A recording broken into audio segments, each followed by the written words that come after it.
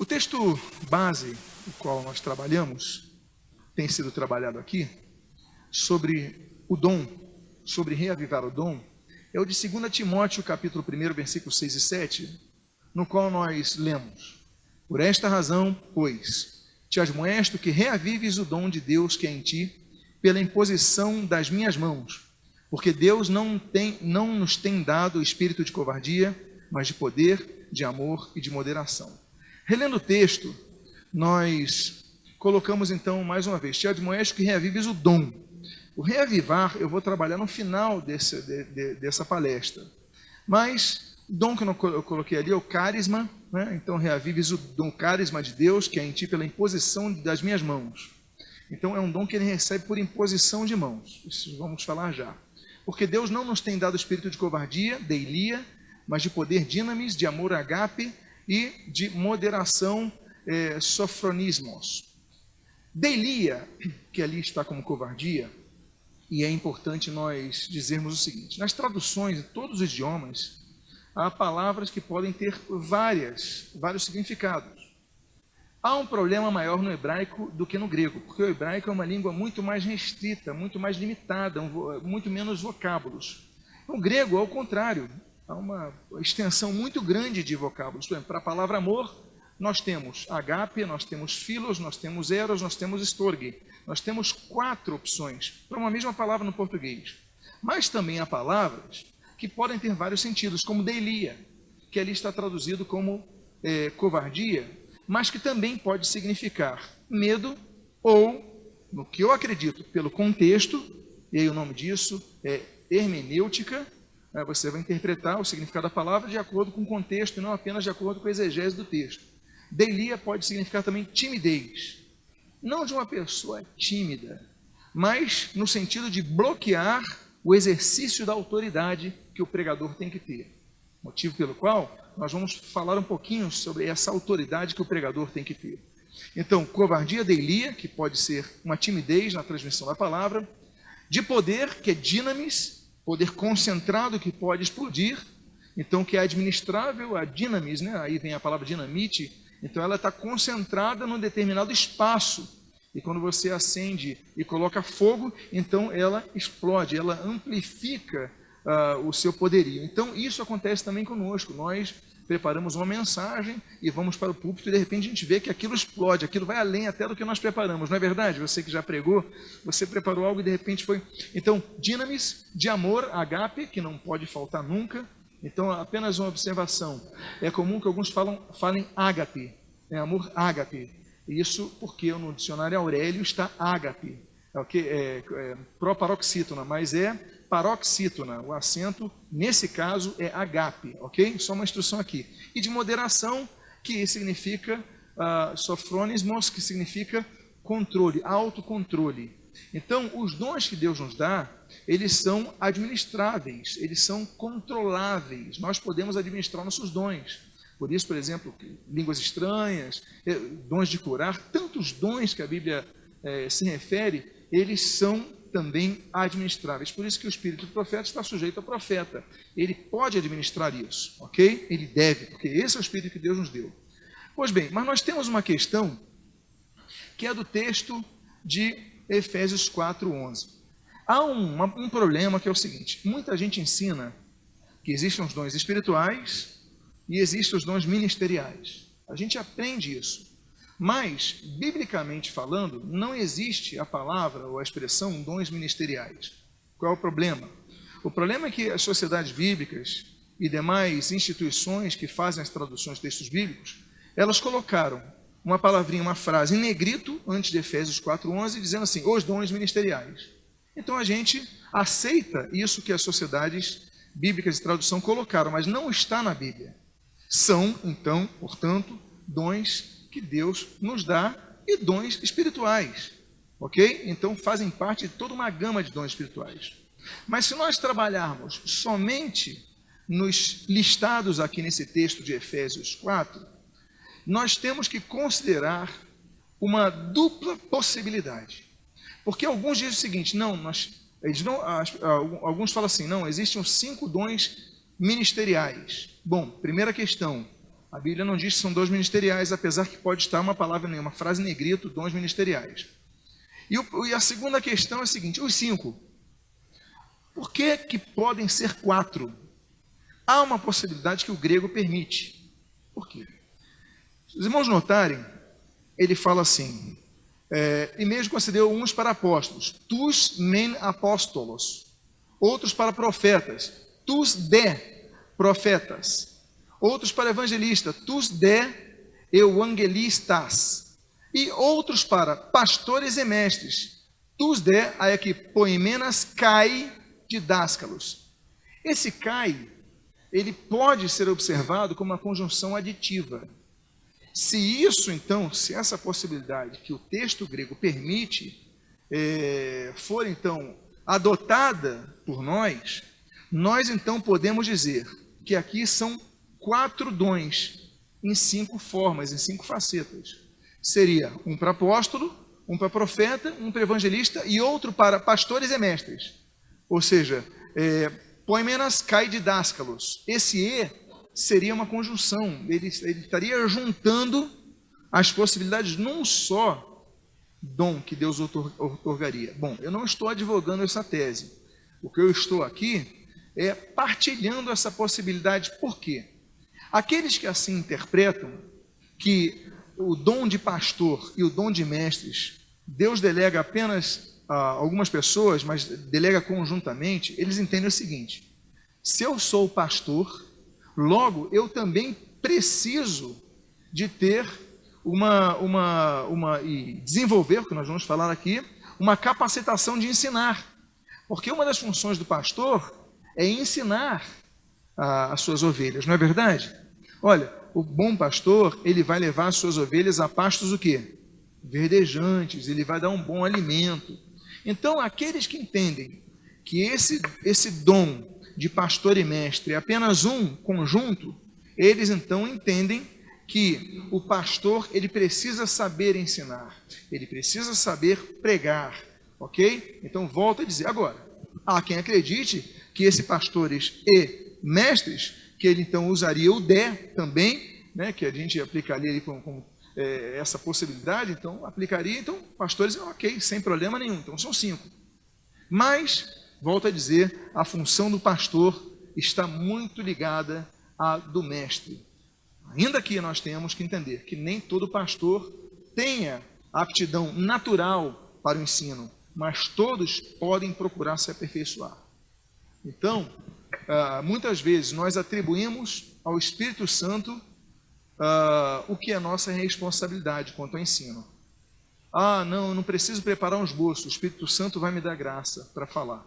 Eu não preciso preparar um estudo, Deus vai ter misericórdia e vai me usar no púlpito. Esse é um recurso, essa é uma metodologia que muitos usam. Mas o Espírito Santo, ele nos dá a palavra sim, mas nós devemos preparar-nos também. Por quê? Porque nós devemos ser pessoas aptas a manejar a palavra, a usar bem a palavra.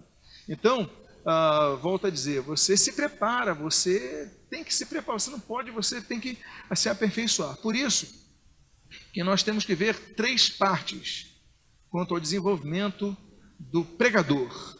Então, não estou falando agora do pastor. Eu estou falando do pastor, sim, mas como pregador. Ou seja, estou falando para pregadores, aqueles que vão pregar. Tem a parte de Deus, a parte que depende só de Deus, com base no que nós falamos ali. É o dom, é o carisma. Ou seja, Deus dá o dom. Então, Deus pega, vou te dar esse dom, vou te dar esse dom, vou te dar esse dom. Isso não depende de nós. É dom de Deus. Deus dá e distribui conforme o Espírito, conforme lhe apraz. Então, essa é a parte de Deus. Agora, nós temos uma operação conjunta, que é a parte de Deus, mais a parte do ser humano, do homem, da mulher, aquele que vai pregar.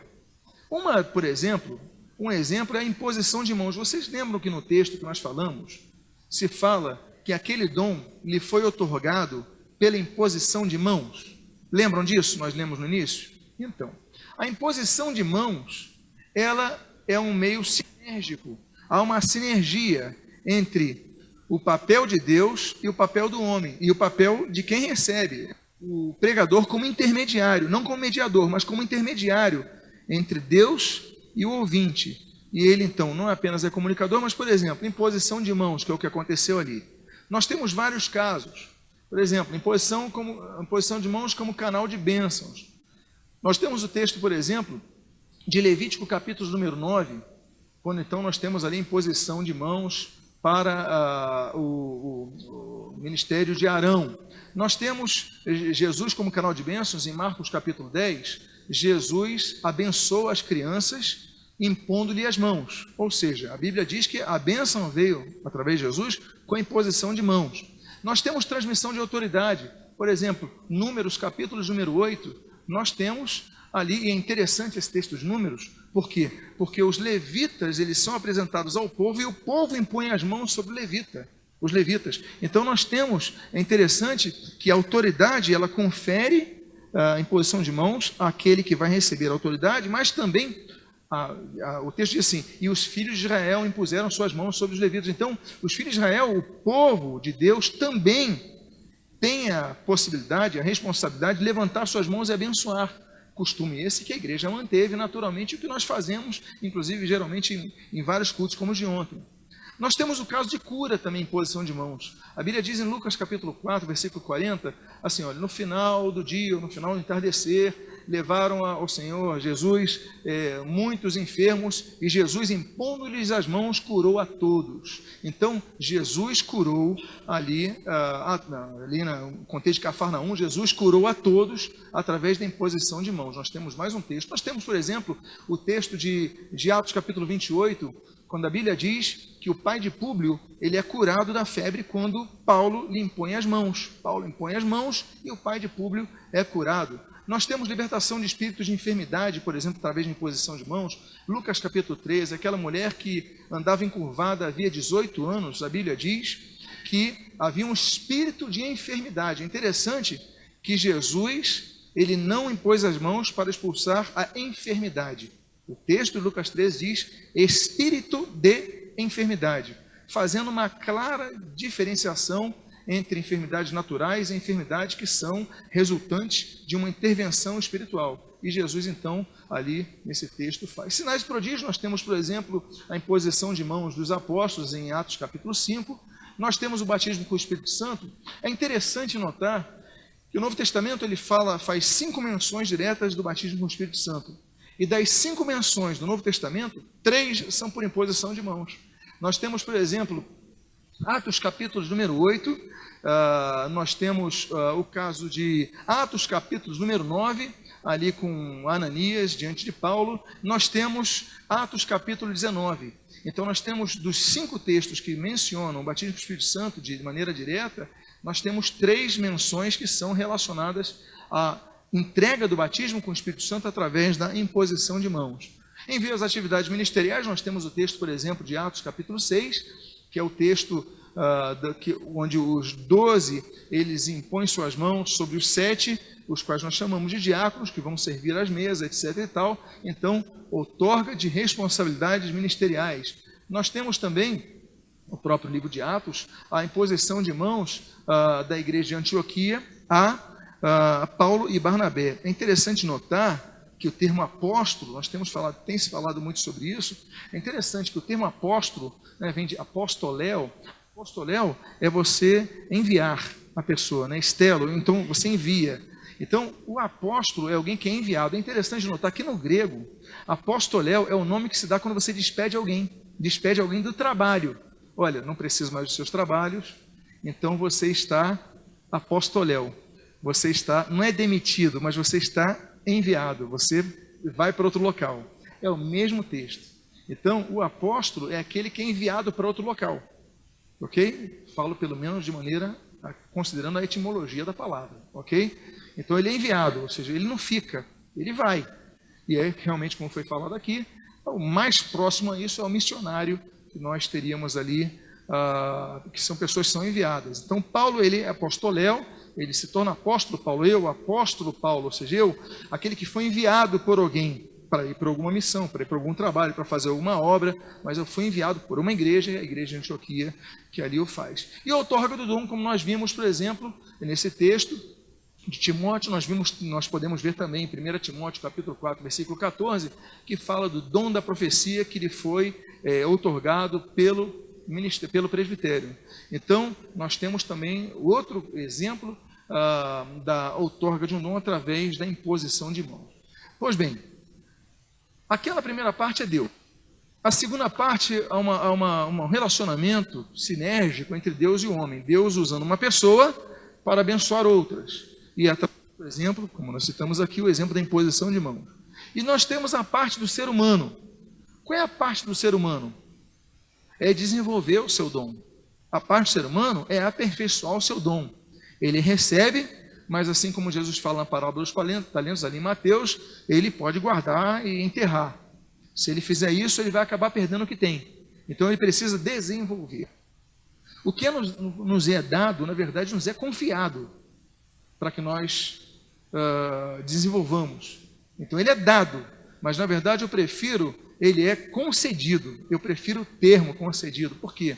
Porque ele pode tirar de nós, se nós não usarmos adequadamente. Então, há aperfeiçoamento. Por isso que eu gosto também nesse texto, 2 Timóteo 2,15, que diz assim: procura apresentar-te a Deus aprovado, como obreiro que não tem de que se envergonhar, que maneja bem a palavra da verdade. A função do pregador é a função que exige esforço. Por quê? Você está vendo ali a palavra para obreiro? Então está ali, ergates, vem de ergon, trabalho. Ele precisa trabalhar. Então o pregador não pode ser uma pessoa displicente na sua pregação. Vou pregar qualquer coisa, de qualquer maneira. Não, ele precisa trabalhar. Por quê? E eu estou falando, o contexto desse obreiro é qual? É o que vai manejar a palavra. Então não estou falando de qualquer tipo de obreiro, não estou falando do introdutor da igreja, eu estou falando do que vai manejar a palavra. E ele precisa manejar bem a palavra de forma que ele não se envergonhe e ele possa pregar a verdade, a leiteia. Então ele não pode sair do foco, ele tem que ter o foco, é a verdade, é a palavra de Deus. Agora alguns se perguntam, alguns se declaram o seguinte: não, mas eu não tenho o dom do ensino. Eu não tenho essa capacidade, eu não tenho essa habilidade, eu não tenho esse talento. Então você joga essa questão para justificar, então, o não aperfeiçoamento. Bom, todos recebem, naturalmente, recursos distintos uns dos outros. Tem pessoas com mais facilidade do que outras, para jogar bola, para tocar instrumento, para falar idiomas, para tantas coisas, inclusive para ensinar. Mas isso não significa que aquele que entenda ou perceba ou discirna que ele tem uma capacidade menos avantajada que outros para o ensino, isso não significa que ele deva se acomodar. Isso significa que ele precisa se aperfeiçoar. Por isso nós falamos do processo de lapidação. São joias preciosas, diamantes incrustados no carvão que precisam ser lapidados para que possam ser desenvolvidos. Então, todos nós temos que passar pelo processo de lapidação para procurarmos ser, e aí a minha temática é pregação da palavra, melhores pregadores. Ok? Eu sei que esse é o seu objetivo por estar aqui. É por isso que numa das relações dos dons, então a gente não, volto a dizer, a gente não diferencia dons ministeriais e dons espirituais. São todos dons espirituais, é promovido por Deus através do seu Santo Espírito, distribuído à igreja conforme lhe apraz. Mas dentre essas listas, que nós temos 1 Coríntios 12, 1 Coríntios 14, Romanos 12, 1 Pedro. Na de Romanos 12, nós temos ali, por exemplo, tendo, porém, diferentes dons, segundo a graça que nos foi dada, e ali ele dá a recomendação. O que ensina, o que ele diz? Esmere-se. Esmere-se no fazê-lo. O que é esmerar-se? Você pode me ajudar? O que significa esmerar-se? Dar o melhor. Muito bem. O que mais? Se dar, se esforçar. Não é isso? Então, não está a Bíblia apenas recomendando, ela está ordenando, esmere-se no fazê-lo. Ou seja, o pregador tem que buscar se preparar antes de ir ao púlpito. Ele tem que se esmerar, ele tem que procurar a perfeição, ele tem que procurar não cometer erros. Eu sei que é muito difícil, mas só dele buscar isso já está dentro do esmere-se. Só dele buscar se aperfeiçoar como pregador, ele já está então dentro da recomendação bíblica quanto à distribuição de um dom. Então nós vemos, por exemplo, nesse texto, que os dons já não chegam prontos, montados, porque esse caso está falando de uma lista de dons. Olha, é dom que Deus deu, segundo a graça que nos foi dada. Deus nos deu gratuitamente, sem merecimento, que é o que quis dizer. Mas ele ainda assim fala, esmere-se. Ou seja, ainda que eu receba um dom de Deus, eu não recebo o pacote já pronto. Eu preciso desenvolvê-lo. É como se eu recebesse, por exemplo, farinha de trigo, chocolate em tablete, ovo e tudo mais, e pronto. Deus nos deu isso daí. Agora, a função de fazer o bolo é de quem? É minha. Eu tenho que me procurar, eu tenho que ver como é que é o melhor bolo, como é que eu faço, quanto eu ponho de açúcar e tudo mais. Então, eu vou me esmerar para fazer o melhor bolo. Ele deu os ingredientes, ele deu os elementos, ele deu o que eu preciso, mas eu tenho que esmerar-me. Por quê? Porque alguns vão entregar um bolo que não vai ter gosto nenhum. Outros vão entregar um bolo muito açucarado, outros vão entregar... Mas se você se esmerar, você vai entregar um bolo que vai gerar edificação, nutrir a todos. Ok? Essa é a nossa função como pregadores. Agora, começando a parte prática, é necessário que nós saibamos comunicar a palavra de Deus. Quem aqui é de Duque de Caxias ou conhece Duque de Caxias? Então, alguns irmãos conhecem. Ótimo. Tem aquela praça do Pacificador que tem ali, Duque de Caxias, em cima de um cavalo, não é isso? Pois bem, tinha um pai que passava com seu filho a caminho do colégio, e sempre o filho perguntava, pai, aquela estátua é de quem? Aí ele falou, Duque de Caxias. Aí no outro dia, pai, de quem é aquela estátua? Duque de Caxias, um grande general brasileiro. Aí no outro dia, pai, de quem é aquela estátua? Não, Duque de Caxias, ele foi conduziu o Brasil na batalha ali no Paraguai, etc e tal, um grande general, etc, estrategista. E sempre que o filho perguntava, o pai falava Duque de Caxias, ok. Aí teve um dia que o pai foi para o interior, foi de carro, e de repente eles estão passeando de carro, passa um monte de cavalos correndo. Aí o filho fala, olha pai, um monte de Duque de Caxias ali. Por quê? Porque quando o filho perguntava o que é aquilo, ele estava perguntando do cavalo, bonito, grande, não do quem estava em cima. Por quê? A comunicação. Então, a comunicação é importante. Por quê? Porque você pode saber que é o Duque de Caxias, mas a pessoa que está ouvindo, ela não sabe que se trata disso. Então, nós devemos saber conduzir a comunicação. Por quê? Infelizmente. Você fala assim, depende do Espírito Santo. Aí tem uma pessoa que é consagrada ao Senhor, santificada, orou a madrugada inteira para pregar, e chega, prega e ninguém entende nada. E cadê o Espírito Santo? Ele saiu desse homem? Não. Cadê o Espírito Santo? Deixou de usar esse homem? Não. O Espírito Santo está usando, só que se ele se aperfeiçoasse mais, ele conseguiria alcançar mais vidas. Nós, assim como professores, tem professor que sabe a matéria e não consegue transmitir aos alunos. Você já teve professor assim? Vocês falam, esse daí sabe, eu não entendi nada. Acontece com pregadores. Olha, esse daí conhece a Bíblia, mas eu não entendi nada do que ele falou. Então é importante que nós saibamos como a comunicação adequada. Por isso, eu saio um pouco da parte do estudo bíblico e entro um pouco nas questões práticas, que nós devemos então melhorar. Por exemplo, quando nós temos pregadores deficientes ou despreparados, não se preparam adequadamente, nós temos alguns resultados negativos. Um deles, os ouvintes vão desanimando no decorrer da mensagem, perdendo o interesse e atenção no assunto. Já aconteceu contigo? Comigo já. Já aconteceu, está ouvindo uma pregação, você sabe que é uma bênção, Deus está ali, só que você vai desanimando, perdendo atenção, olhando para a lâmpada, olhando para isso, olhando para a cortina, olhando para... Você vai perdendo totalmente o interesse naquilo, e você perdeu a atenção, perdeu o foco. O pastor é consagrado, o pregador, só que ele não se aperfeiçoou na comunicação.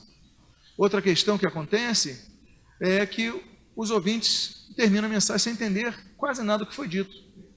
Aí o pastor pregou na manhã, você vai almoçar com a tua família meia hora depois no restaurante da esquina da igreja. Aí você se encontra com alguém da tua família. Aí esse alguém fala, vem cá, como é que foi o culto? Foi bênção? Foi bênção. O que o pastor pregou? O que o pastor pregou? Não estou lembrado. Já aconteceu contigo? Meia hora depois da pregação, acabou o culto, você já esqueceu a pregação. Por quê? Porque a comunicação não foi eficiente, ela foi deficiente. Então, esse é um problema quando o pregador não se prepara adequadamente para a mensagem. Terceiro lugar, os ouvintes ficam sonhando com outros assuntos. Aí o pregador está falando, por quê, não sei o que e tal. Ele está falando contigo, aí passa dele, vai para trás, vai para trás, vai para trás, vai para trás, e a mensagem vai lá para trás, porque não fica em ninguém, não permanece em ninguém. Aí o pregador está expondo a palavra de Deus, e você está pensando no futebol. E agora, como é que vai ser hoje à noite? E agora, como é que vai ser a minha viagem? E agora você vai pensando em tantas coisas, não é verdade, durante a pregação, e não devia ser assim. Por quê? Porque o pregador, ele tem que captar a atenção das pessoas a tal ponto que a atenção captada, ela possa, então, enviar ao nosso espírito a palavra.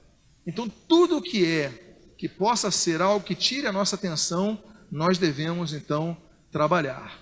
O pior é quando nós temos incrédulos na igreja, ou desviados na igreja. Porque às vezes Deus enviou aquela pessoa para o nosso culto, para nós pregarmos para ela, e a pessoa fica desinteressada, desestimulada e não quer voltar mais. Ou seja, o Espírito Santo faz o trabalho dele, e nós, muitas vezes, que criamos as barreiras. Então, em primeiro lugar, pregação. Há várias formas de pregação. E uma questão a ser tratada é que a pregação, o pregador, ele tramita na base da homilética. A homilética é a pregação retórica, geralmente retórica, mas nem sempre, pode ser argumentativa, pode ser familiar, mas enfim, a exposição de um texto sagrado, isso é homilética. A homilética não é apenas no cristianismo. Todo assunto que envolve uma explanação de um assunto religioso, então ele está trabalhando e tramitando em cima da homilética. Só que qual é a origem da homilética? Homiletique, que é oriundo de homilós.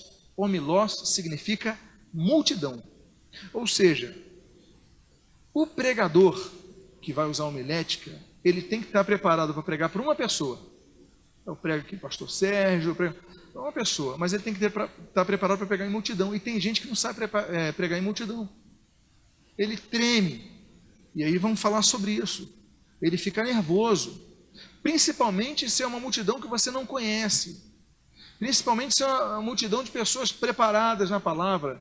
Então, quantos maiores os campos novos que você adentra, mais tenso você fica, mais nervoso você fica, e isso às vezes atrapalha a comunicação. Então vamos trabalhar sobre isso, para que nós não corramos com esse problema, ok? Deus pode te enviar para pregar para uma multidão maior do que você jamais tivera pregado, então você tem que estar preparado para isso e pregar com autoridade, e dar o recado de Deus, sem interferir nesse sentido. Então, homilética não é discurso, portanto, pregação não é leitura. O pregador que fica lendo o esboço o tempo todo, então ele pega aqui o esboço, aí ele fica lendo com a cabeça para baixo, porque aí vai lendo, aí depois volta, vai lendo. O que acontece? Ele perde um dos elementos principais da comunicação. Porque a comunicação, nós entendemos que a comunicação primariamente é verbal. Sim, o é, mas não é tão somente verbal. A pregação, ela também é visual e é gestual. Ou seja, eu me comunico olhando para as pessoas. Se eu olhar atentamente para ele, eu tenho certeza que ele agora está mais atento. Se eu citar o nome dele, o Sérgio, ele vai ficar mais atento. Se eu falar Fernando, então essas formas são formas que eu tenho para atrair, cativar a atenção da pessoa a mim. Eu começo a olhar para o pastor Otuan e começo a falar, eu estou captando a atenção dele. Então, o meu olhar é importante, o olhar do pregador é importante. Então, o pregador não pode também pregar olhando para baixo, ele está desanimando as pessoas. Então, muitas vezes nós preparamos esboços, eu vou falar sobre isso já, que na verdade são sermões, não são esboços. E nós devemos pregar esboços. Estou falando de pregadores. Porque ler sermão é cansativo. Tanto é que tem aquela gíria, já vai me dar um sermão. É cansativo, mas você tem que estar com o texto já preparado, você estudou, você se preparou. Então, o esboço são algumas linhas, são alguns tópicos, com alguns comentários. Você vai dar uma lida e volta a atenção às pessoas. Então, é importante você não perder esse elo de comunicação e de atenção olhando para todos. Outra coisa é que você às vezes olha para uma pessoa só. Claro, na aula isso daqui é um curso de pregadores que eu dou, estou tentando ser conciso em 1 hora, claro que o livro não abrange apenas o que eu estou em 1 hora. Mas uma coisa que nós falamos é o seguinte, no início da pregação, as pessoas tem nervosismo em pegar o microfone.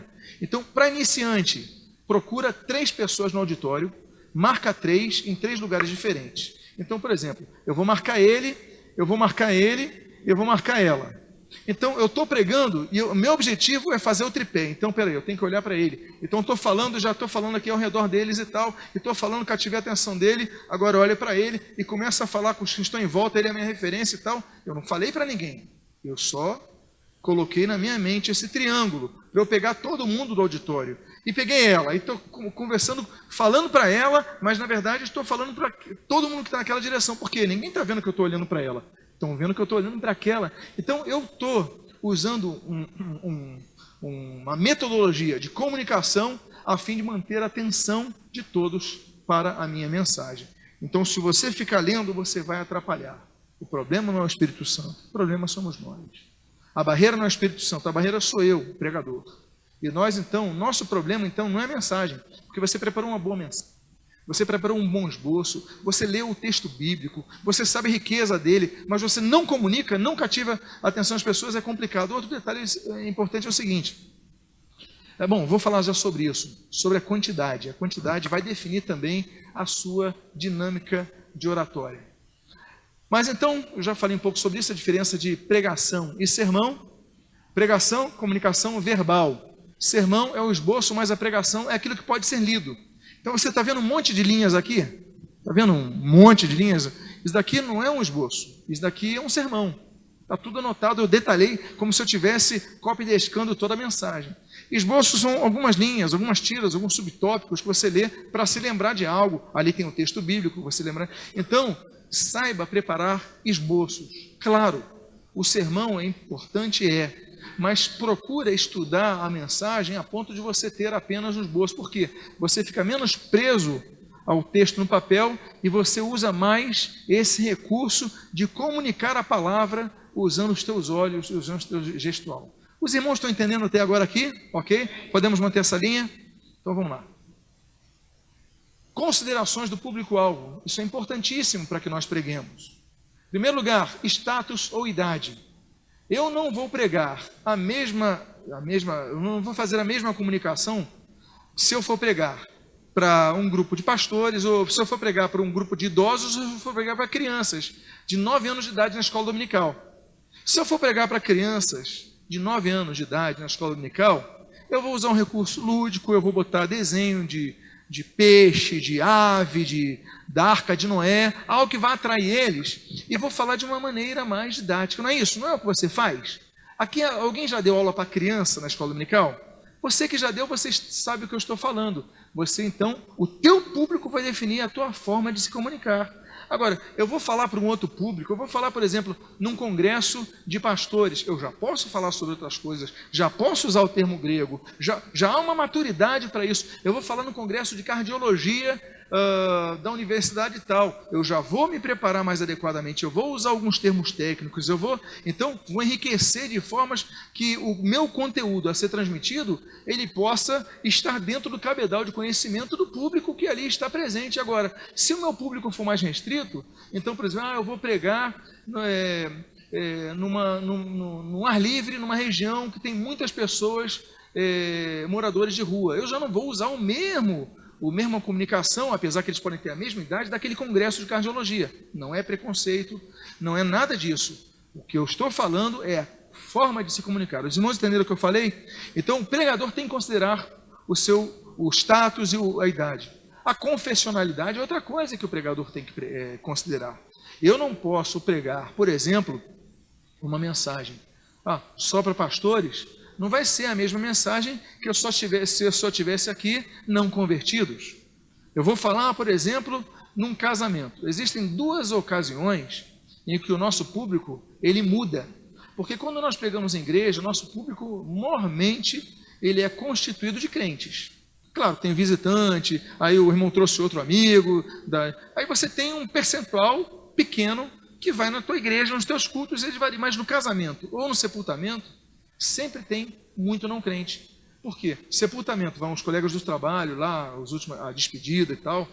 O casamento, poxa, o meu colega, o pessoal da família, nunca entra numa igreja, vai no casamento. Então você tem que procurar usar uma linguagem, digamos que seja não apenas crentesca, mas um vocabulário melhor, um vocabulário mais amplificado para alcançar. Então, nós temos que considerar a confessionalidade quando nós vamos preparar a mensagem e pregar. O estado social, eu já falei, e a quantidade de pessoas.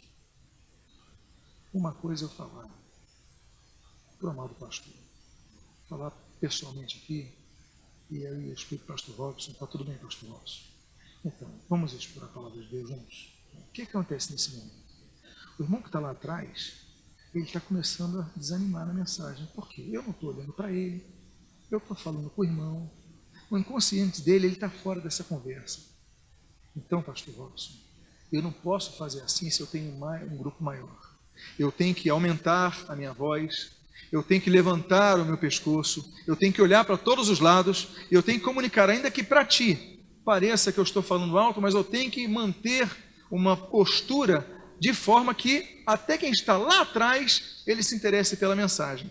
Então, a quantidade vai definir a sua oratória. Não estou dizendo, atenção, a mensagem. Eu não estou dizendo conteúdo. Eu posso dar o mesmo conteúdo que eu daria para ele, ou num grupo de vida, ou num grupo familiar, para 3 pessoas. Aí eu prego com a mão no bolso, sentado. Aí fico assim, aí, tudo bem? Bato papo, perna cruzada e tal. E eu mantenho a atenção dos dois aqui. Mas se eu ficar sentado, pregando, se eu pegasse uma cadeira agora, ficar sentado ali em cima, colocasse a mão no bolso, esticasse minha perna, vocês iam desanimando aí atrás. Porque eu só manteria o controle dos que estão próximos a mim. Então, a quantidade vai definir a minha forma de comunicação, ok? Não, volto a dizer, não estou falando para alterar a mensagem. Eu estou falando para alterar a forma de se comunicar. Tipo de sermão. Existem 4 tipos de sermão. O temático, que trabalha sobre o tema. Geralmente, quando a pessoa começa a pregar, é o melhor tipo de sermão. Você vai numa concordância bíblica. Você vai escolher o tema, amor. Aí você, amor de Deus, enfim, amor. Você vai pregar sobre amor. Aí você vai, concordância bíblica, amor, dá 30 textos, você escolhe 5, 6, 7, e aí você tem o seu esboço pronto. Fácil, não é? É assim que se monta uma mensagem temática simples. Claro, à medida que você vai se aperfeiçoando, você vai amplificando isso, vai melhorando isso e tudo mais. Mas temático é isso. Você pega um tema, vou pregar sobre fidelidade. Concordância bíblica, 20 textos de fidelidade, você escolhe lá 5, 6, 7, pronto, prego sobre fidelidade. Para quem vai começar a pregar, minha recomendação é que comece com temático sempre. Ok? Sempre bom. É sempre mais seguro, até você pegar a experiência, é bom, a não ser que Deus te dê uma instrução. O expositivo exige mais. Exige mais preparo, exige mais estudo. O que é o expositivo? É quando você trabalha não em várias páginas, porque no temático você pega amor de Deus, aí você pega um texto de João, pega um texto de Números, pega um texto de Êxodo, pega um texto de Apocalipse, pega um texto de Mateus. Você correu a Bíblia. Agora, no expositivo você trabalha apenas um texto. Eu vou trabalhar sobre, por exemplo, a história de Davi e Golias. Você então fica mais ou menos margeando 1 ou 2 páginas. Você não sai dali, você dá uma dimensão cronológica, você trabalha a cronologia do texto. Davi estava lá e foi levar a marmita, etc e tal, e aí o pessoal estava com medo e tal. Você vai contando a história, então toda hora você volta ao texto. É o que eu vou reenfatizar aqui. O pregador tem que voltar ao texto, é importante que ele volte ao texto para dar não apenas base, mas manter o alicerce da mensagem, que às vezes a gente se perde. Então, mantém o texto. Então, o expositivo, você vai trabalhando aquela história, vai desenvolvendo aquela história. Então, Davi vai, e Davi e não sei o que, e Davi vai, e pronto, e você já desenvolveu a história. Expositivo é esse. O textual é quando você pega apenas um texto. Então, aí você pega um texto e você trabalha nele. Geralmente são mensagens menores. Então, por exemplo, vai e não peques mais, porque Jesus disse isso, não sei o que, você vai e não peques mais. Então, geralmente é uma mensagem mais retórica, tem uma comunicação mais intensa. Então, vai e não peques mais, porque isso, você tem que deixar essa vida, vai e não peques mais. Aí você volta sempre ao texto, ao mesmo texto. Então, é uma mensagem textual, ela está trabalhando em cima do texto, você está repetindo o mesmo texto sempre. A diferente do expositivo, que cada hora você lê um texto diferente, ou temático, então esse é o textual. E tem o ocasional, também chamado extemporâneo, que é aquele que você, de repente, foi chamado para pregar, dar uma palavra e tal. Então, você escolhe ali um tema e vai compartilhando aquilo ali em 10 minutos, e alguém te chamou para dar uma palavra no momento de aniversário, de bodas, não sei o quê, então você tem que estar preparado, já tem alguns textos na cabeça, então você dá uma palavra, você não vai criar aquele sermão e tudo mais, você simplesmente vai dar uma palavra ocasional, uma palavra, enfim, de abertura, e que você possa então expor ali mais ou menos o teor daquela mensagem introdutória, pelo menos. Eu falei dos tipos de sermão, certo? Agora vamos falar dos tipos de pregação. Temos o familiar, o argumentativo e o retórico. O tipo de pregação familiar é o tipo de pregação, por exemplo, que a gente faz num grupo de vida, numa aula de escola dominical, que é um grupo pequeno. Eu estou próximo, posso botar a mão no bolso, conversar com os irmãos, bater papo.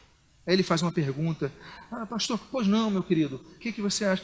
Eu acho isso, aí o outro responde. Então é uma mensagem familiar, você não precisa, digamos assim, se preparar em sua oratória, você apenas tem um conteúdo ali para se resguardar.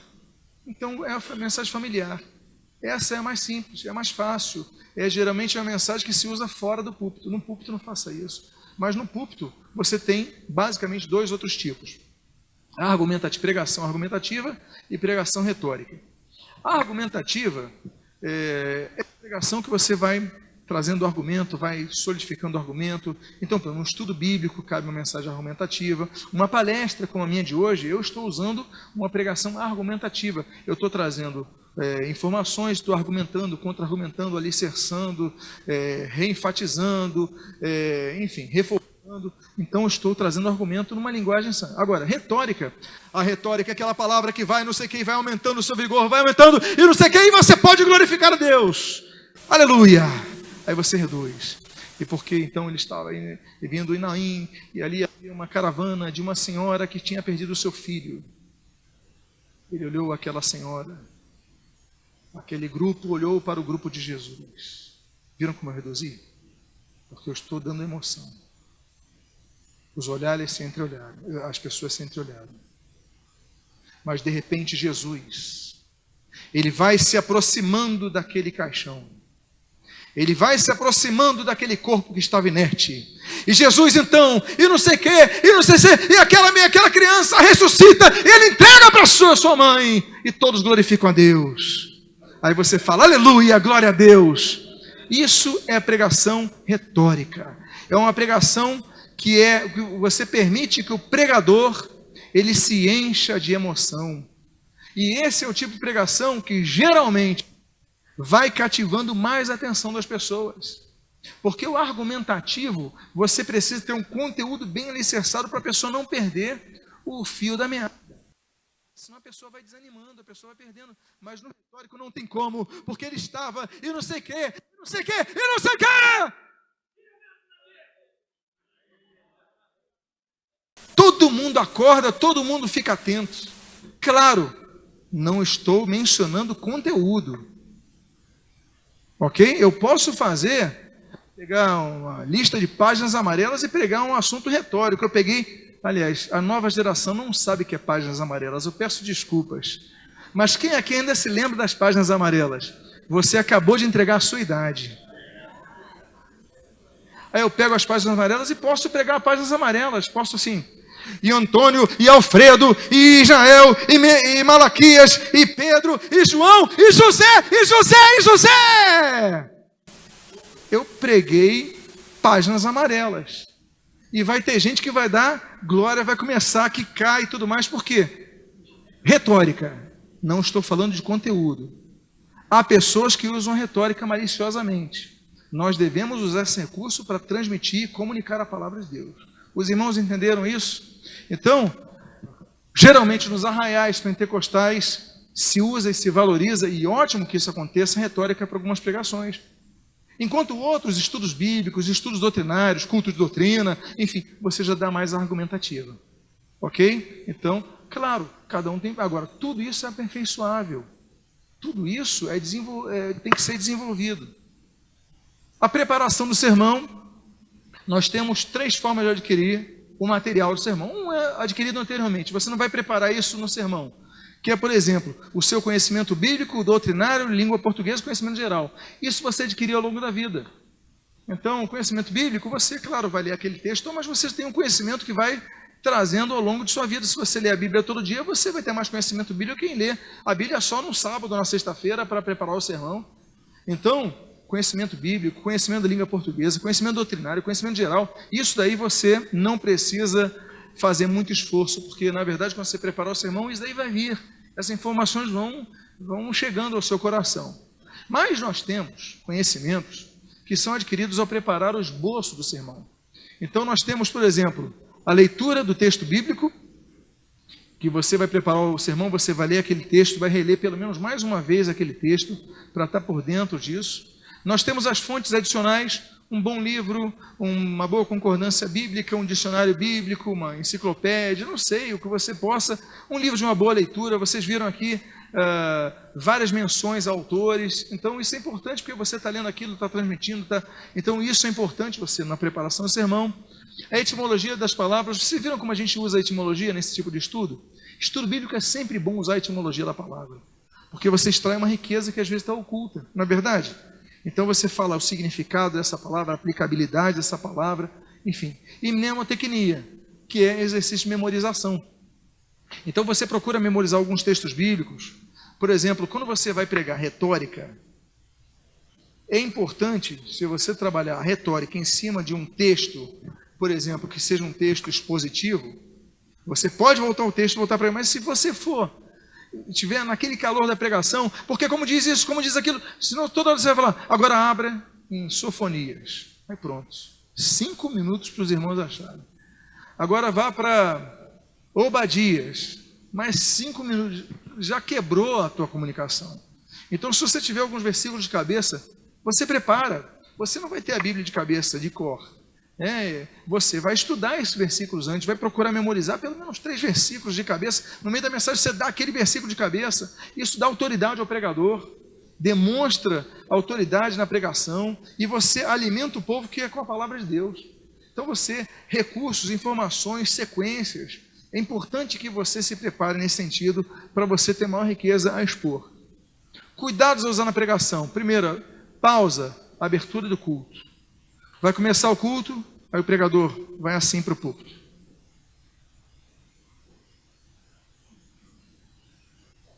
A paz do Senhor. A paz do Senhor.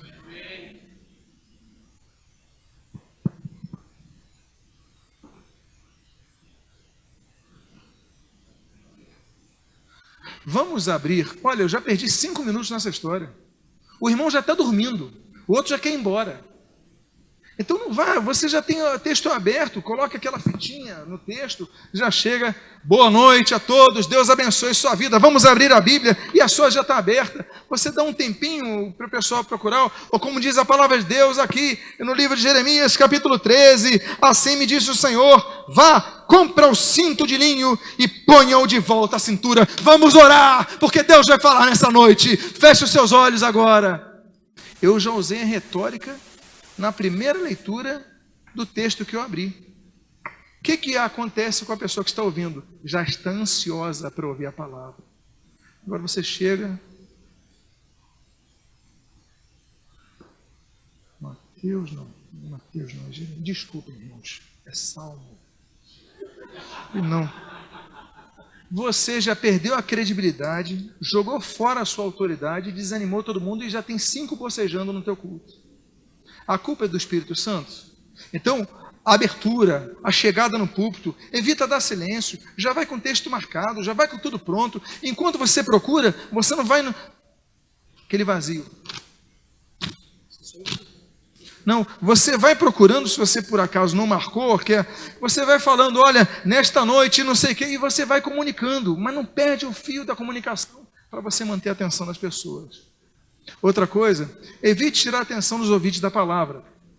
Então, por exemplo, coisas que podem tirar a atenção do ouvinte. Uma gravata mal colocada, torta. Ele está pregando e já aconteceu comigo. Eu fui ouvir um pregador, a gravata dele, primeiro que não estava apertada lá em cima, estava solta, estava frouxa. O botão aqui é aberto.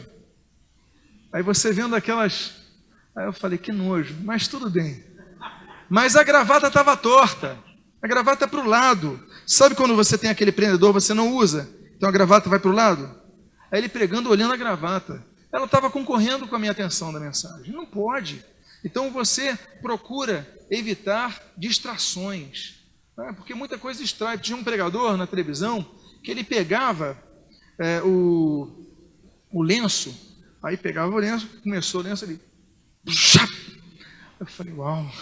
Aí está pregando e com o lenço na mão. Aí o lenço na mão, ele limpava o lenço, e limpava o lenço, e ia pregando e balançando aquele lenço. Eu ficava olhando o lenço, porque tira a minha atenção. É que nem criança quando vai olhar a foto, olha a chave, olha a chave. É criança, olha a chave e sorri. Você já fez isso na sua vida, não já? Então, porque chama atenção. O pregador fica com um pano, vai tirar atenção na palavra. Então nós devemos ser cuidadosos para que nada distraia. Pontualidade é um padrão da nova vida, começarmos na hora, as pessoas acertaram o relógio no início do culto. O problema da leitura alternada, eu não sei se você é da época, que hoje em dia está menos em voga, da leitura alternada. Quantos lembram disso? Eu vou ler os pares, eu vou ler os ímpares, e a congregação lê os pares. Amém? Amém.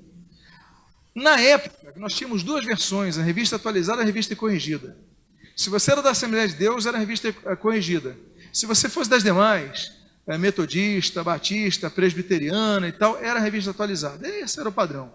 Aliás, a grande briga, eu até mencionei, a gente estava mencionando aqui, no Congresso da Assembleia de Deus, 1967, eles optaram, a questão de Romanos capítulo 8, versículo 1, pela revista atualizada. E os demais permaneceram na revista. Mas você lia numa determinada igreja, e todo mundo lia juntinho, ficava bonito. Hoje em dia, tem mais de 10 versões de português diferentes. Aí o irmão está com a revista atualizada, ou está com a revista corrigida, ou está com a NVI, ou está com a NVT, ou está com a Bíblia Viva, ou está com a mensagem, ou está com isso, ou está com aquilo. Aí se você fizer hoje leitura alternada, o pastor vai ler, por que de tal maneira, aí o próximo, e agora vocês, ninguém vai entender. Gerou edificação? Não, então não valeu a pena. Então, hoje em dia já não vale a pena fazer leitura alternada, só se todo mundo tiver a mesma versão. Então é algo desnecessário. Lê o texto todo. O problema dos pregadores só se preocupam em atacar outro ministério. Olha, claro que crítica eventualmente, temos que fazer até a nossa autocrítica, mas trabalhe mais a riqueza do texto, tem muita coisa para falar. Não demonstre seu nervosismo. Esse é um problema. Você chegar aqui, meus irmãos, eu estou muito nervoso hoje. Fui escalado para pregar, estou nervoso. Mas Deus vai ter misericórdia, amém? Amém. Tu perdeu a tua autoridade, tudinho jogou fora. Sabe aquele cachorro que só respeita quando você não demonstra medo? Quando você está com medo, o cachorro percebe. Não é isso? Você olha para ele, o cachorro já fica no lugar dele. Acontece com todo mundo. A gente vê a pessoa nervosa, a gente fala, está despreparada, não está com segurança. O que ela vai transmitir para mim? O teu inconsciente está trabalhando, aliás, o teu subconsciente está trabalhando. Então, ela está percebendo, então tudo que você for pregar, você já está jogando um peso muito grande do teu despreparo. Não. Se Deus te colocou para pregar naquele local, você pode estar nervoso. Aliás, é bom que você tenha e trema. Mas a questão é a seguinte, autoridade. Eu estou nervoso à benção, mas chego aqui, Deus me enviou nesse local para trazer uma palavra para a sua vida. Você sentiu a autoridade que eu falei agora? Já sentiu uma segurança? Então é isso. Agora, meus irmãos, não sei se eu consigo, mas vou tentar, tá bom? Tem misericórdia. Você já jogou muita dificuldade na comunicação. Então, está nervoso? Não tem problema, mas não aparente o seu nervosismo. Use a autoridade, se vista da capa de autoridade. Por quê? Se Deus te colocou nesse púlpito, nesse local, é para que você seja o mensageiro de Deus. E detalhe, é você, e não ele que está sentado, não ela que está sentada. É você que Deus colocou ali. Então usa a tua autoridade, porque Deus te colocou ali para usar a autoridade. E vamos falar sobre isso ainda. Não fuja do púlpito. Tem pregador que fica fugindo do púlpito, tem pregador que vai chegar no púlpito e fica aqui atrás, já notaram? Parece que tem um alçapão que se ele pregar mal, alguém vai puxar, ele vai cair. Ele fica aqui atrás. Ou tem um que fica andando para um lado para o outro. Aí você fica com torcicolo. Tem pregador que eu vou tentar assistir, não consigo, eu desisto, porque eu fico dor de cabeça. Imagina o movimento da tua cabeça. Não estou cansando vocês? Então, claro, você pode ir para um lado, eventualmente, falar, isso daí quebra a rotina visual. Mas você volta e centraliza aqui no púlpito. Aí você continua pregando. Não usa o púlpito como muleta, então tem gente que fica assim, debruçado e tudo mais, e demonstra o quê? Que está relaxado demais. Então, quebra um pouquinho essa autoridade. Você tem que ter uma postura né, até um respeito, não pelo móvel, mas é o símbolo de onde está a Bíblia colocada e lida. Então, se coloca numa posição, prega com autoridade, e não fica assim. Então, claro, num grupo de vida, num grupo familiar, num grupo pequeno, é diferente, você pode esticar a perna. Estou falando de uma pregação. Então, você tem que manter a atenção de todos, você tem que manter a comunicação dinâmica. Então, isso é importante. Outra coisa, rapidamente,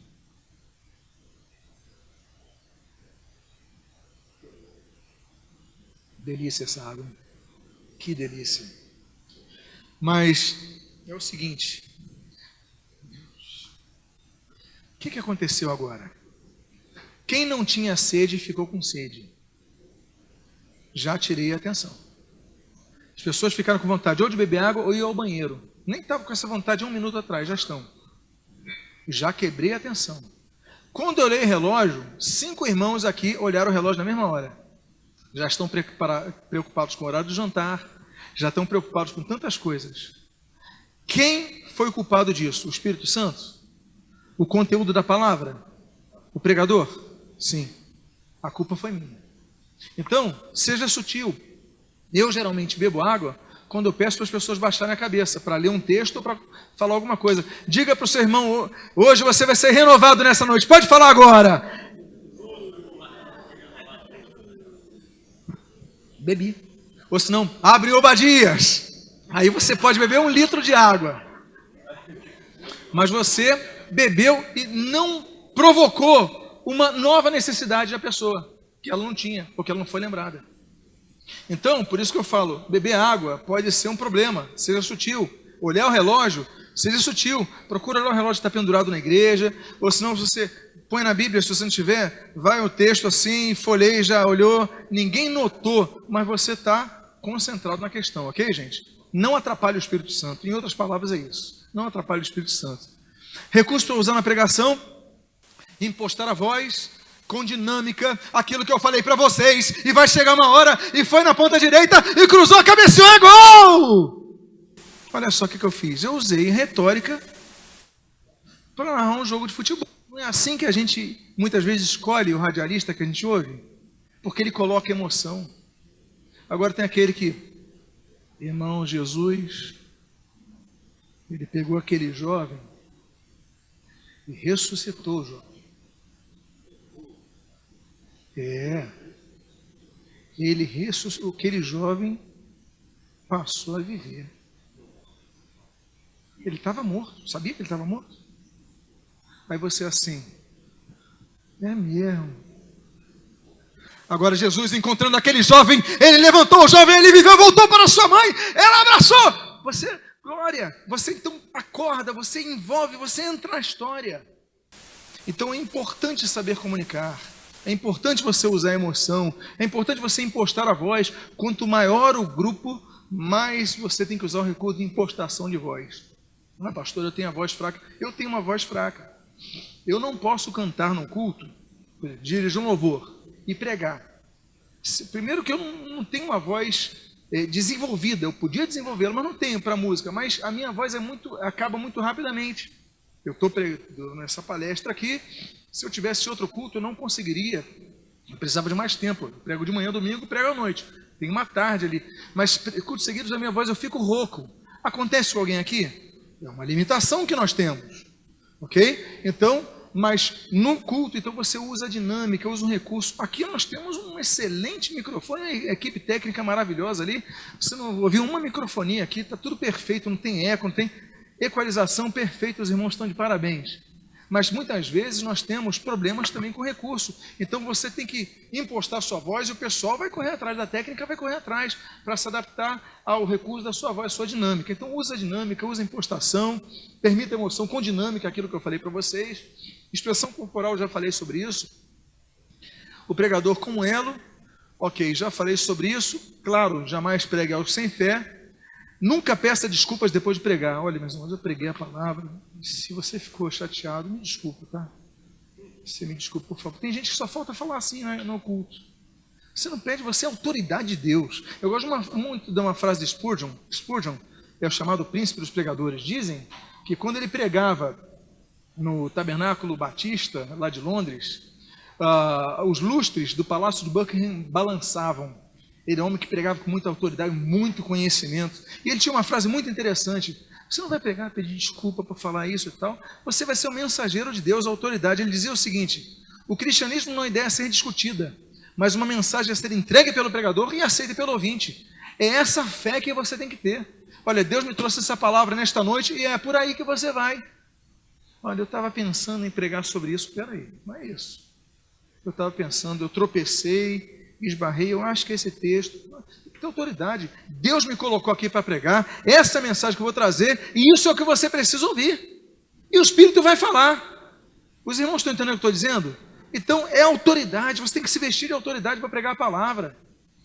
Então, não abra mão da autoridade. Diga para a pessoa que está ao seu lado: não abra mão da sua autoridade. Diga à pessoa: você é um mensageiro de Deus. Alguns já notaram alguma coisa. Quem notou alguma coisa? Os que estão mais próximos, naturalmente, estavam. Eu gosto muito desse texto, Romanos 10, versículo 14 e 17, diz assim: como, porém, invocarão aquele em quem não creram? E como crerão naquele de quem nada ouviram? E como ouvirão se não há quem pregue? Queriço, devem querigma. E assim a fé vem pela pregação, a coe, e a pregação pela palavra de Cristo. São duas palavras que no português são parecidas. Pregue e pregação, não são parecidas? Não é a mesma base, prega e pregação? Só que no grego estão diferentes. Está queriço e está acoe. O que significa queriço? Queriço é a palavra mais próxima no português, é a proclamação. É a palavra de um arauto. O que era um arauto? Arauto era a pessoa que falava em nome do rei, por exemplo, numa vila. Ele chegava lá no cavalo, aí juntava todo mundo numa praça, ele pegava aquele rolo, abria o rolo e começava: eu, rei fulano de... Não era o rei, era o arauto. Eu, rei fulano de tal, determino que a partir de hoje e tal, isso aqui é regra vigente, a partir de agora. Fechava e ia embora. O arauto, então, ele fala em nome de uma autoridade maior, mas ele não podia ler de qualquer maneira, ele tinha que ler com autoridade. Então, a palavra usada aqui, queriço, é a proclamação. Inclusive, o termo proclamar é interessante. No português também, isso é uma tradução interessante, porque proclamar, o que é clamar? É falar em voz alta, né? Esse clamor, ele clamou, eles clamaram, falaram, clamaram, gritaram, não gritaram, mas de forma estridente, mas clamaram, falaram, comunicaram-se de maneira audível. Isso é clamar. Proclamar dá mais ênfase. Então, não há quem pregue, não há quem fale alto, não há quem comunique bem, não há quem fale como um arauto, com autoridade. E ali ele fala assim: a fé vem pela pregação, acoe. Então, o que é acoe? É ouvir. É aquilo que você ouve. A fé vem pelo que a pessoa vai ouvir. E ali ele repete, e é o ouvir pela palavra de Cristo. Inclusive eu estava conversando com ele que essa versão está errada. Porque aqui é rema tu teu, é de Deus, e não rema tu Christos. Ok? Ou Cristo, no caso, declinação. Então, a palavra de Deus. Então, a pessoa tem que ouvir a pregação. Ok? Ok, eu estou avançando por causa de nossa limitação, amém, queridos? De tempo. Ok, ele tem que viver o que prega. Ok, ele tem que ter senso de fardo, da responsabilidade. Ele não pode chegar no púlpito de qualquer maneira, ele tem que ter senso de fardo. Ai de mim se não pregar o evangelho, ok? É interessante isso, Efésios 4:29, que fala assim: não sai de vossa boca nenhuma palavra torpe. Ali está saprós, mas a que for boa para promover edificação conforme necessidade, para que beneficie aos que a ouvem. Saprós significa inútil ou corrompida. Então o pregador tem que evitar ao máximo perder tempo com coisas que vão ser inúteis. Procura edificar em tudo que você falar, trazer conhecimento. Você pode falar 1 hora, mas que as pessoas saibam, cada minuto que eu estou aqui, eu estou aprendendo algo, tentando algo. Não é bom quando isso acontece? Porque às vezes você fica ouvindo tanta coisa que não acrescenta, você perde seu tempo. Então, o pregador tem que ser assim, otimizar o tempo das pessoas. Poder em plena convicção, ok? Bom, nós temos que nos definir como pregadores. Ou seremos pregadores de Bíblia aberta ou pregadores de Bíblia fechada. Porque tem pregador que abre a sua Bíblia para ler. Vamos ler, fazer a leitura inicial. Abriu a Bíblia, lê o texto. Depois esquece. Fala 1 hora o texto ali, enferrujado, cheio de poeira, ele não lê mais o texto. Aí depois, 1 hora depois, ele encerra o culto. Não, a Bíblia tem que ser lida, tem que voltar ao texto, você volta ao texto. Aí eu coloco assim, esse daí é um pregador bíblico, que ele volta sempre ao texto bíblico. Ele sempre comunica o texto bíblico. Agora, tem pregador que é papo de culto, fica batendo papo no culto. E as pessoas vão ouvindo, mas fica batendo papo. Então, nós devemos ser pregadores bíblicos. Tem o pregador bíblico e pregador não bíblico, ainda que use um texto da Bíblia. Quando eu for ouvir você pregando, saiba de uma coisa. Eu levo a minha Bíblia escrita, Bíblia, não no iPad, eu levo a minha Bíblia impressa. Se você vê que depois de 10 minutos eu fechei a minha Bíblia, é porque em 10 minutos você não voltou ao texto, não mencionou o texto, então para que ter a Bíblia aberta? Eu fecho a Bíblia. Para mim, é um pregador não bíblico. Pregador bíblico, ele está no texto, ele trabalha o texto. A autoridade, meus amados, vem da palavra de Deus. É ela que nós pregamos, é ela que nós comunicamos, não é? Então, seja um pregador bíblico. Diga para a pessoa que está do seu lado, seja um pregador bíblico. Você vê que muita gente falou com ênfase para o outro que estava do lado. Por quê? Porque o comunicador, ele influencia a pessoa que está ali. Teve gente que gritou, o outro quase colocou a mão no ouvido. Não é isso? Mas isso mostra o papel do comunicador. Então não perca o seu foco, pregue a Bíblia. Deixe de bate-papo no púlpito. Procure voltar sempre ao texto bíblico, ok? Volte ao texto bíblico, sempre cite Bíblia, sempre mencione Bíblia. Conclusão. Vocês lembram que eu mencionei que esse texto, que fala reavivando o dom de Deus, eu concluiria com ele, que foi o texto que eu abri, lembram disso? Pois bem, eu falei do dom, eu falei do covardia, poder, amor e moderação, mas eu não falei de reavives. É muito interessante que o bispo Tito, no primeiro dia, ele pregou e usou a parábola das 10 virgens, as 5 prudentes, as 5 nécias, imprudentes, que elas não guardaram o óleo, não tinha fogo. É interessante por quê? Porque o termo grego para reavives é anasopirel. Aná, ela dá uma ênfase como se fosse para refazer algo. Por exemplo, anabatista, rebatizadores. Analogia, então você pega aquela palavra e dá uma outra colocação daquela palavra. Então, análogo, etc. Então, voltar aquilo. Então, agora, pir, que eu botei em amarelo. Notaram que eu botei em amarelo? O que é pir em grego? Aná é repetir ou dar ênfase. Pir em grego, quem sabe que é pirotecnia? Fogo. Muito bem, minha irmã. Pir é fogo. Ou seja, anasopirel significa recolocar fogo ou reaquecer. Não necessariamente reacender, mas reaquecer, recolocar fogo, que não tem um verbo para isso. Então, recolocar fogo. Então, te admoesto que voltes a colocar fogo no dom de Deus que é em ti, pela imposição de mãos. Ou seja, nós devemos, não é renovar, você não perdeu a vida, o termo não é bios, o termo não é zoe, estamos falando ali de fogo, ou seja, voltar a acender o fogo que pode estar apagado o nosso dom. Enfim, meus amados irmãos, parte, não todos os slides, mas parte deles estão nesse livro. Aos que estão no Rio de Janeiro, daqui a 2 terças-feiras você pode adquirir no conselho, ou se não, você pode adquirir pelo site. Eu espero que essa palestra tenha abençoado a sua vida, de alguma forma tenha colaborado para que você possa então incluir no cabedal de conhecimento e melhor assim desenvolvê-lo para que você possa se aperfeiçoar. Eu preciso me aperfeiçoar como pregador, eu preciso me aperfeiçoar em tudo que Deus me confiou. Cada um de nós também precisa ter igual cuidado. Vamos nos aperfeiçoar, vamos ser melhores cristãos do que nós somos, vamos ser melhores pregadores do que nós somos. Amém, queridos? Vamos ficar de pé. Glória ao Senhor Jesus. Vamos fazer então uma oração.